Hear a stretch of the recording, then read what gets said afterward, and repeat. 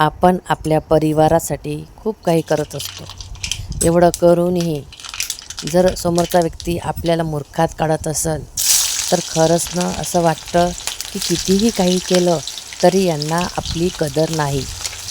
समोरच्या व्यक्तीला आपण खूपदा सांगत असतो की नाही, 4 पैसे कमवता आले पाहिजे, कोणासमोर हात पसरवायचं काम ठेवलं नाही पाहिजे, आणि तोच व्यक्ती आपला राग आणि रागच करत असतो.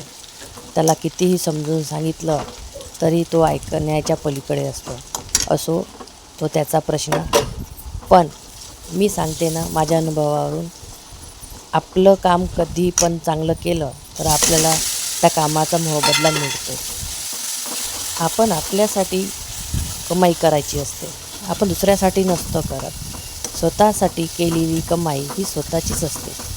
मला बोलणारे लोक बोलतात की तू का तुझी आम्हाला कमाई देते का? अरे कशाला देणार आहे, तुम्ही तुमची कमाई करा, मी माझी कमाई करते. खरंच ना, आपल्या स्वतःचा पगार आपल्या हाती आलेला हा सर्वात मोठा आनंदाचा क्षण असतो.